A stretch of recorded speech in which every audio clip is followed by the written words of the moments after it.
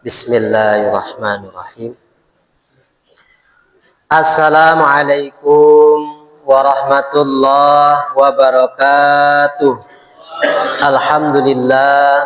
Alhamdulillahilladzi arsala rasulahu bil huda wa dinil haqq liyuzhirahu 'ala dini kulli wa kafa billahi syahida. Asyhadu an la ilaha illallah wahdahu la syarikalah wa asyhadu anna Muhammadan abduhu wa rasuluhu la nabiyya ba'dah. Allahumma salli wa sallim ala sayyidina Muhammadin wa ala alihi wa ashabihi ajmain. Rabbi israh li sadri wa yassir li amri wahlul 'uqdatam min lisani yafqahu qawli, amma ba'du.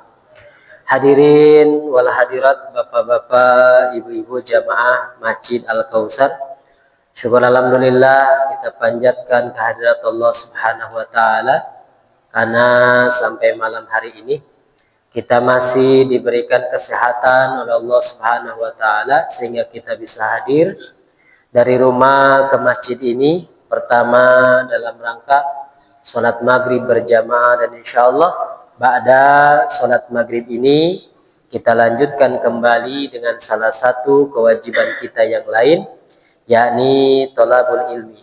Bapak Ibu yang dimuliakan oleh Allah Subhanahu wa taala, malam ini kajian kita dilanjut kembali, yakni masih di surat Al-Baqarah.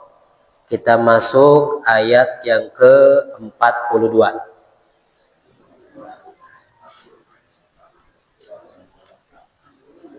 Surat Al-Baqarah ayat 42.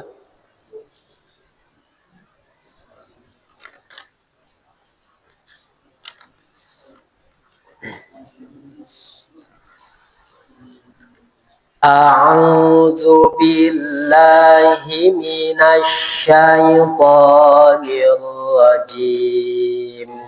Bismillahirrahmanirrahim. Wala talbisul haqqa bil batili wa taktumul haqqa wa antum ta'lamun.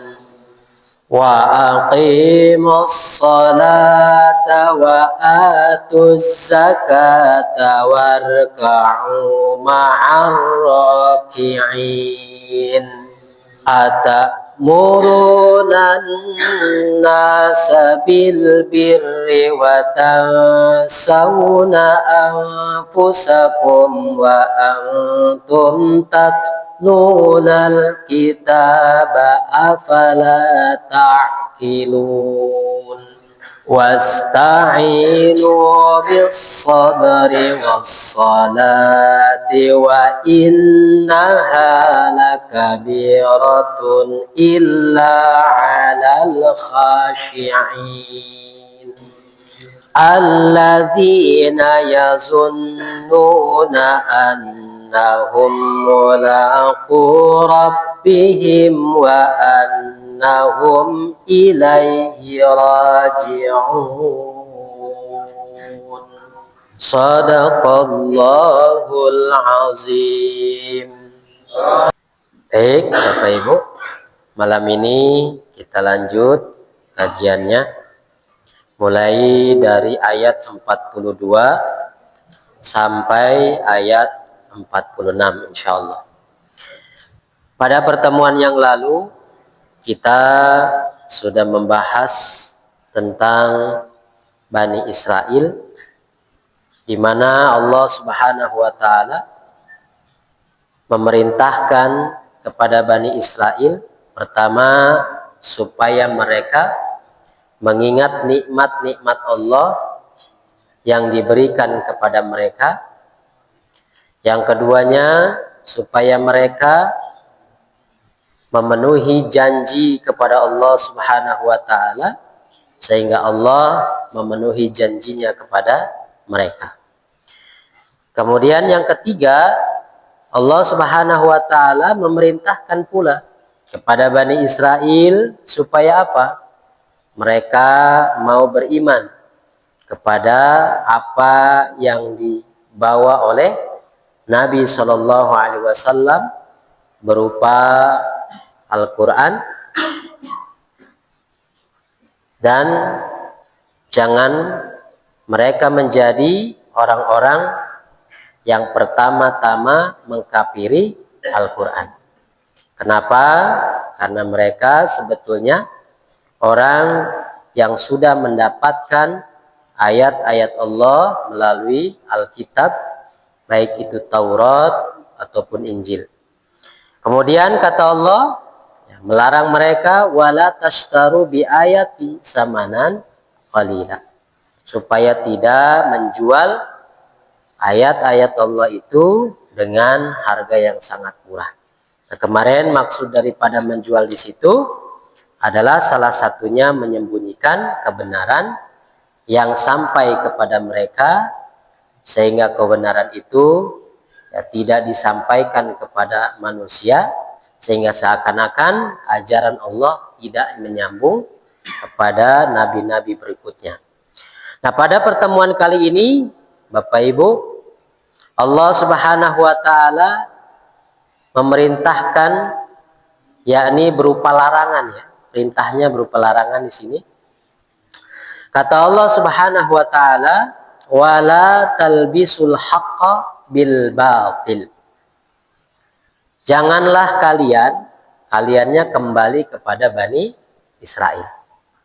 Janganlah kalian itu mencampur adukan kebenaran, yakni kebenaran di sini Bapak Ibu adalah kebenaran yang sampai kepada mereka bil batil, dengan sesuatu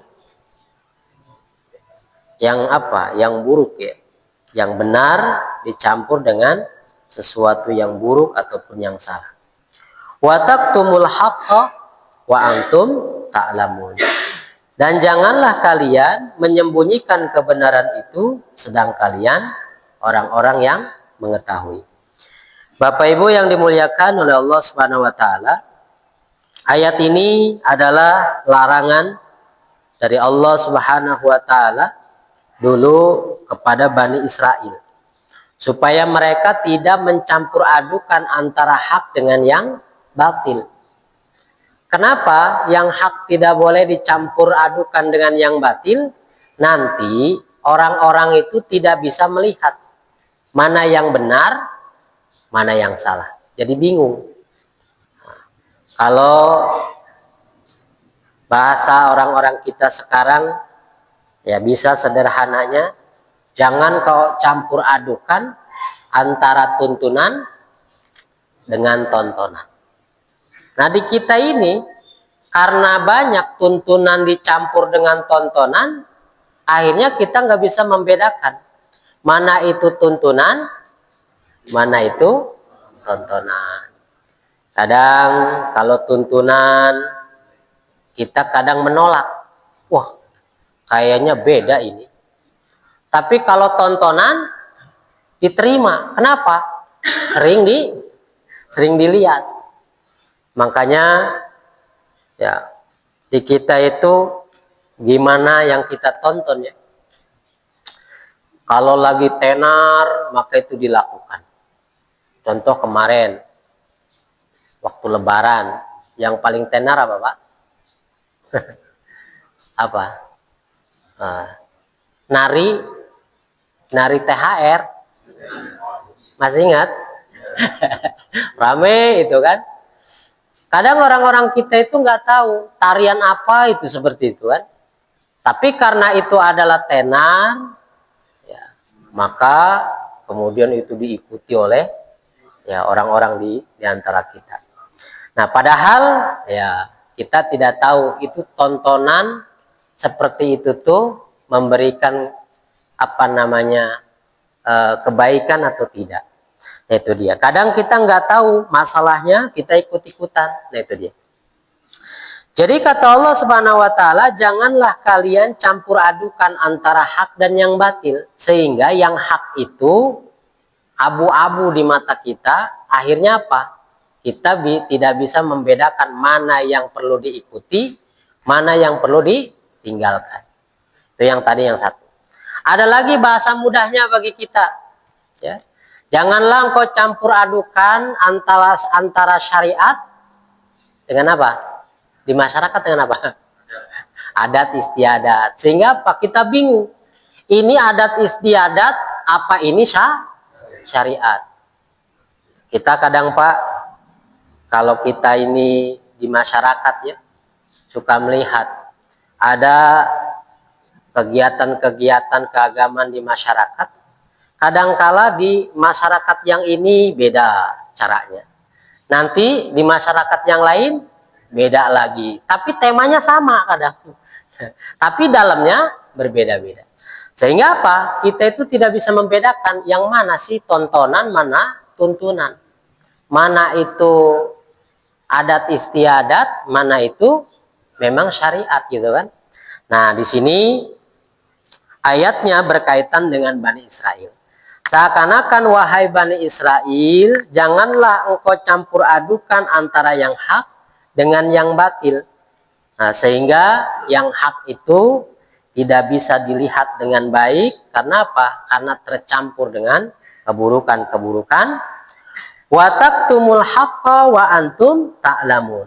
Dan janganlah kalian menyembunyikan kebenaran padahal kalian adalah orang-orang yang mengetahui.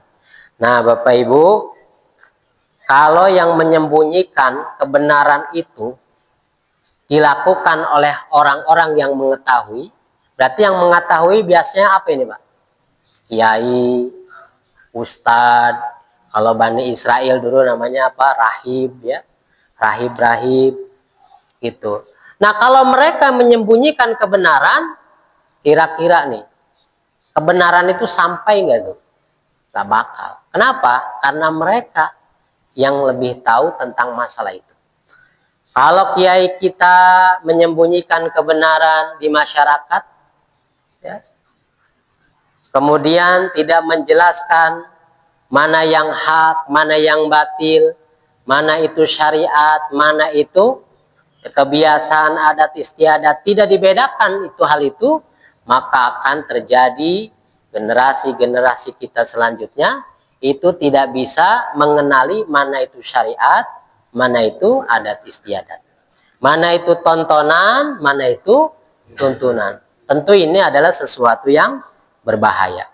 Nah, sama Bani Israel pun karena mereka ada yang menyembunyikan kebenaran-kebenaran tersebut, bahkan berdasarkan ayat ini mereka juga mencampur adukan antara hak dengan yang batil. Akhirnya apa? Ya, kebenaran yang dibawa oleh nabi-nabi mereka yaitu Nabi Musa alaihissalam terus itu tidak bersambung kepada nabi-nabi berikutnya. Seakan-akan terputus tuh ajaran itu. Padahal apa? Semuanya diturunkan oleh Allah Subhanahu wa Ta'ala. Maka sekarang ini kok seakan-akan Yahudi tidak mau menerima gitu kan Nabi Isa. Kaumnya Nabi Isa juga tidak mau menerima kaumnya apa? Nabi Muhammad Shallallahu Alaihi Wasallam. Ada apa? Ternyata boleh jadi kalau kita kembali kepada ayat ini, ada di antara mereka orang-orang yang tahu tentang masalah kebenaran itu, kemudian menyembunyikan, bahkan boleh jadi merubah daripada tuntunan-tuntunan yang telah diajarkan oleh para nabi dan rasul.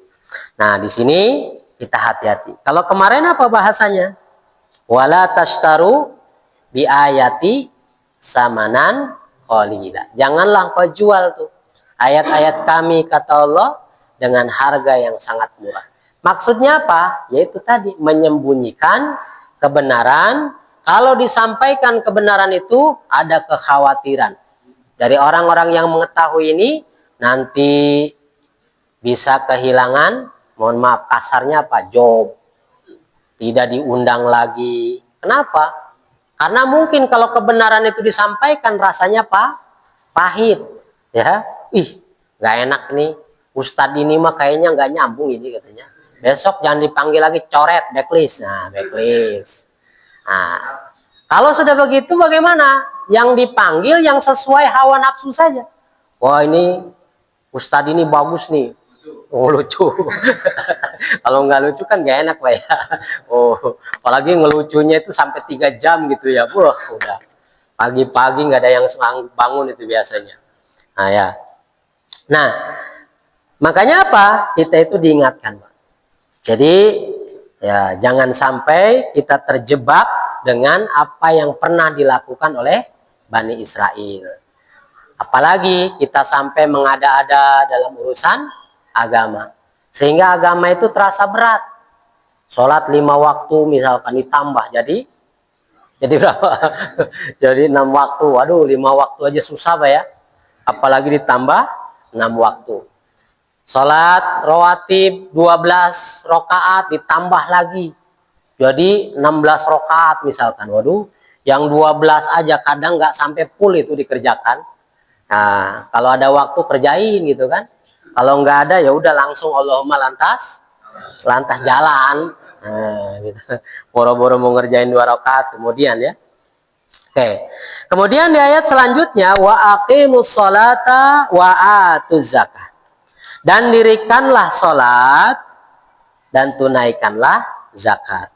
Warka'u dan rukulah kalian ma'ar raqiin beserta orang-orang yang ruku. Kira-kira Pak, kalau perintah sholat, perintah zakat, kemudian perintah ruku bersama orang-orang ruku, ini ada nggak dilakukan sama orang Yahudi, Pak? Kira-kira ibadah Yahudi itu ada rukunya nggak? Pernah lihat nggak orang Yahudi kalau ibadah? Di tembok ratapan pernah lihat? Pernah kali Pak, di mana di TV ya? Nah, di sini kenapa sholatnya itu ada ruku? Padahal perintahnya kepada mereka. Maksudnya apa? Nabi mendakwahi mereka supaya mereka menerima Islam. Jadi mereka didakwahi oleh Nabi supaya mereka masuk Islam. Setelah masuk Islam, maka tugasnya apa? Perintahkan untuk mendirikan sholat. Kemudian tunaikan zakat. Kemudian apa? Ruku bersama orang-orang yang ruku alias berjamaah. Nah, seperti itu. Maka kalau seperti ini, pelajarannya buat kita berarti. Nah, kita ini sudah Islam, Pak. Sudah masuk Islam. Berarti kalau sudah masuk Islam, pertama-tama yang dijaga apa? Sholat, amal itu. Jadi sholat kita ini jangan sampai dilalaikan. Nah, kenapa sholat ini pertama-tama harus kita jaga Bapak Ibu? Karena kata Nabi SAW, al-ahdul ladzi bainana wa bainahum as-sholat. Yang membedakan antara orang di luar Islam dengan orang Islam adalah sholatnya. Identitas seorang muslim itu berarti apa? Sholat. Faman tarakaha faqad kafar, kata Nabi. Maka siapa yang meninggalkan sholat ini, maka dia telah kafir. Nah, maka sholat ini ya jangan kita lalaikan. Walaupun hanya 5 waktu, itu yang wajib maktubat. Dan kata Nabi SAW, sholat itu yang baik dikerjakan di mana, Pak? Kata Nabi, sebaik-baik sholat itu dikerjakan di rumah, kecuali sholat maktubah. Jadi sholat itu dikerjakan di rumah, kecuali sholat maktubah. Maktubah itu apa? Yang diwajibkan. Berarti yang diwajibkan itu yang bagus sholatnya berjamaah di masjid, di musola berjamaah. Tapi kalau sholat sunnah bagusnya di mana?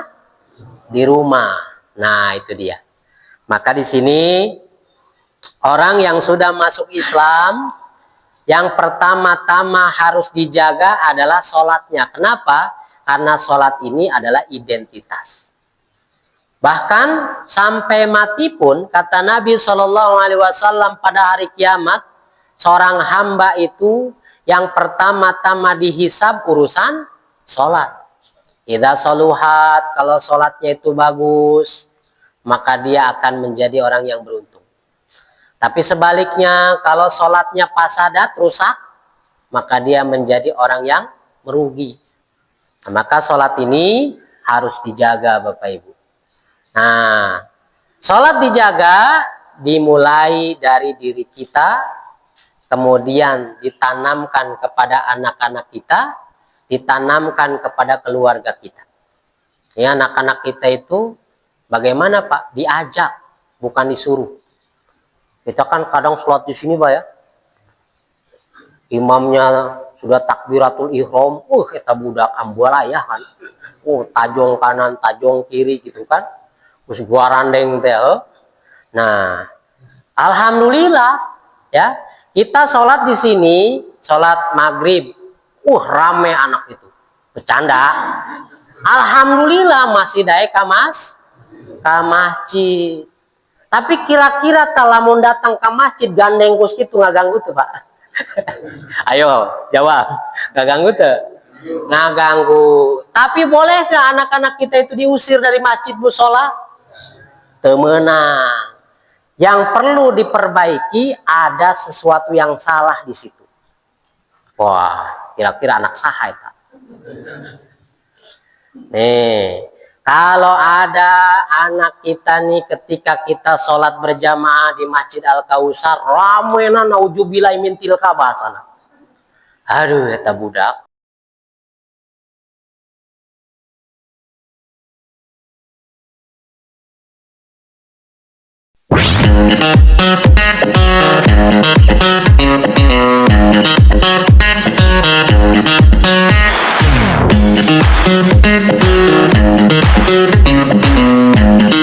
Thank you.